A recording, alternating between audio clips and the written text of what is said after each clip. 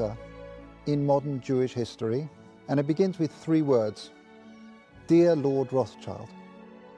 Dear Lord Rothchild, I have much pleasure in conveying to you, on behalf of His Majesty's government, the following declaration of sympathy with Jewish Zionist aspirations, which has been submitted to and approved by the Cabinet.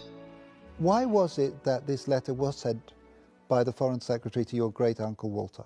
It's an interesting question because it was primarily a movement from Eastern Europe, but they didn't clarify who was in charge of that movement. And in addition, it was, after all, in Great Britain. So they felt that the Rothschild family should be the one to whom it was addressed. And Walter was Lord Rothschild, and he was a Zionist. And those really are the background reasons. So Walter received the Balfour Declaration, and I have a copy here. And I wonder if I could possibly ask you to read it for us. Yes, indeed. Yeah. I'm going to put on my spectacles to make sure I read it accurately.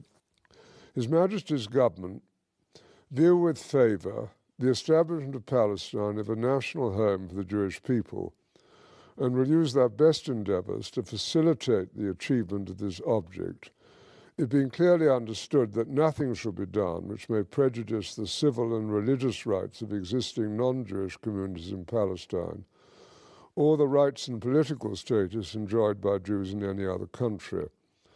I should be grateful if you would bring this declaration to the knowledge of the Zionist Federation. Yours, Arthur Balfour. And here it is, the Balfour Declaration. What do you feel when you see it here? I genuinely feel it's one of the most extraordinary moments in the history of the Jewish people. If you think it took 3,000 years to get to this, and then you say, how did this miracle happen? It's the most incredible piece of opportunism. I mean, if you think you had an impoverished would-be scientist, Chaim Weizmann, who somehow gets to England, meets a few people, including members of my family, seduces them. He has such great charm and conviction.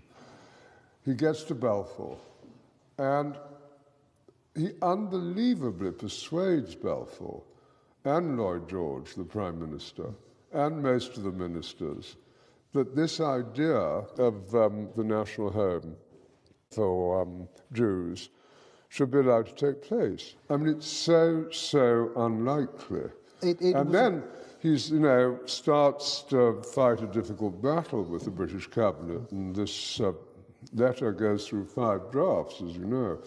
And in the end, it comes out as a rather compromising letter. I mean, the essential point is there for the Jewish community to fasten on to.